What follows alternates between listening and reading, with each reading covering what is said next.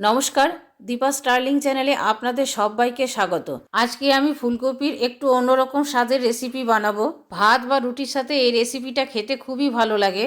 দৈনিক একই রকম ফুলকপি রান্না না করে একটু অন্যরকমভাবে আপনারাও রান্না করে নিতে পারেন। চলুন দেখে নেওয়া যাক ফুলকপির এই রেসিপি বানানোর ভিডিওটা।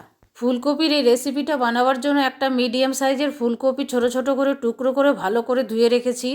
নিয়েছি 3-4টে কাঁচা লঙ্কা কুচোনো, ডাইস করে কেটে নিয়েছি একটা মিডিয়াম সাইজের পেঁয়াজ আর একটা ছোট ক্যাপসিকাম, আর নেব একটা মিডিয়াম সাইজের পেঁয়াজ কুচোনো। এবারে পেস্ট বানাবার জন্য একটা জারের মধ্যে নেব মিডিয়াম সাইজের 2টো টমেটো, 7-8টা রসুনের কোয়া আর 1 ইঞ্চি আদা টুকরো।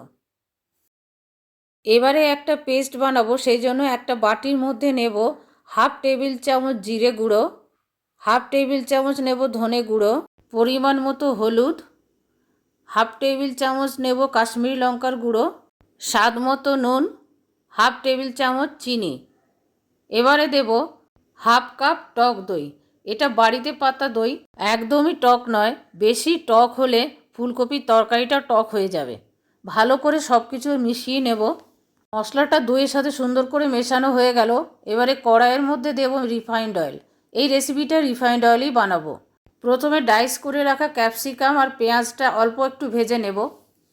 বেশি ভাজলে ক্রাঞ্চিনেসটা চলে যাবে, তখন আর খেতে ভালো লাগবে না। ক্যাপসিকাম আর পেঁয়াজটা এর থেকে বেশি ভাজবো না। এবারে আমি তুলে নেব। এখন ওই তেলের মধ্যে ফুলকপির টুকরোগুলো ভেজে নেব। ফুলকপির টুকরোগুলো আগে ভেজে নিলে তরকারির স্বাদটা ভালো হয়। দেব একটু নুন। নুন দিলে ফুলকপিগুলো তাড়াতাড়ি নরম হয়ে যাবে আর ভাজাও হবে তাড়াতাড়ি। ফুলকপির মধ্যে কালার এসে গেছে, ফুলকপিগুলো ভাজা হয়ে গেছে, তুলে নেব। কড়াইয়ের মধ্যে আরও কিছুটা তেল দিয়ে দেব। তেলটা গরম হয়ে গেছে, দেব 1 ছোট চামচ গোটা জিরে আর একটা তেজপাতা। কয়েক সেকেন্ড একটু ভেজে নেব ফোড়নটা। এবারে দেব কুচিয়ে রাখা পেঁয়াজ। পেঁয়াজটা লাইট ব্রাউন কালার করে ভেজে নেব। পেঁয়াজটা অনেক নরম হয়ে গেছে। এবারে এর মধ্যে দেব কুচিয়ে রাখা কাঁচা লঙ্কা। এখন দুটোই একসাথে ভেজে নেব যতক্ষণ না পেঁয়াজের মধ্যে ব্রাউন কালারটা আসে। পেঁয়াজ ব্রাউন কালারের হয়ে গেছে। এখন এর মধ্যে আদা রসুন টমেটোর পেস্টটা দিয়ে দেব। কিছুক্ষণ কষিয়ে নেব। 1 মিনিট হাই ফ্লেমে কষিয়ে নেওয়ার পর গ্যাসের ফ্লেম সিম করে টক দই ধনে জিরে গুঁড়োর পেস্টটা দিয়ে দেব। এবারে সমস্ত কিছু একসাথে ভালো করে কষিয়ে নেব। গ্যাসের ফ্লেম সিম করে টক দইয়ের পেস্টটা না দিলে দইটা ছানা কেটে যাবে হাই ফ্লেমে। আর এই রকম তাড়াতাড়ি নাড়তে হবে, না হলে ছানা কেটে যাওয়ার সম্ভাবনা থাকে। ভালো করে মিশে যাওয়ার পর হাই ফ্লেমে কষিয়ে নেব। দেখেই বোঝা যাচ্ছে মশলাটা প্রায় কষানো হয়ে এসছে। মশলাটা যখন কষানো হয়ে যায় তখন এই রকম তেল ছাড়তে শুরু করে। মশলা থেকে তেল ছেড়ে গেছে, মশলাটা কষানো হয়ে গেছে। এখন এর মধ্যে ভেজে রাখা ফুলকপিগুলো দিয়ে দেব। ফুলকপিগুলো দেওয়ার পর মশলার সাথে ভালো করে কষিয়ে নেব। হাই ফ্লেমে কিছুক্ষণ কষিয়ে নেওয়ার পর গ্যাসের ফ্লেম সিম করে ঢাকা দিয়ে দেব। এতে কপিগুলো আরও ভালো কষানো হবে আর সেদ্ধও হবে। 5 মিনিট পরে ঢাকাটা খুলব।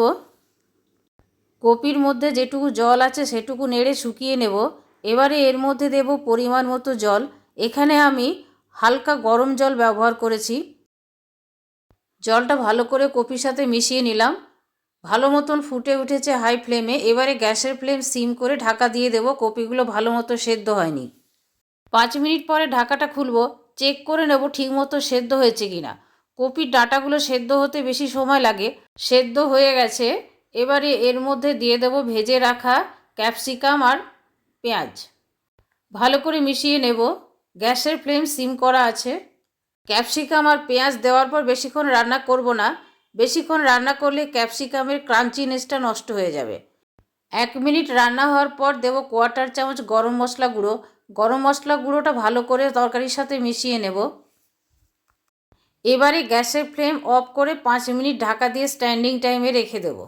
5 মিনিট পরে ঢাকা খুলে দেব ধনেপাতা কুচোনো। ধনেপাতাটা ভালো করে মিশিয়ে নেব। ফুলকপির এই দুর্দান্ত স্বাদের রেসিপিটা সার্ভ করার জন্য রেডি। ফুলকপির এই রেসিপিতে গ্রেভিটা খুব অল্প পরিমাণে হবে, ঠান্ডা হয়ে গেলে মাখা মাখা হয়ে যাবে। ভাত বা রুটির সাথে অসাধারণ লাগে খেতে। আমার এই রেসিপিটা আপনাদের কেমন লাগলো কমেন্ট করে কমেন্ট বক্সে জানাবেন। ভালো লাগলে প্লিজ একটা লাইক করে দেবেন, শেয়ার করবেন আর সাবস্ক্রাইব করে বেল আইকনটা টিপে দেবেন পরবর্তী নোটিফিকেশনের জন্য।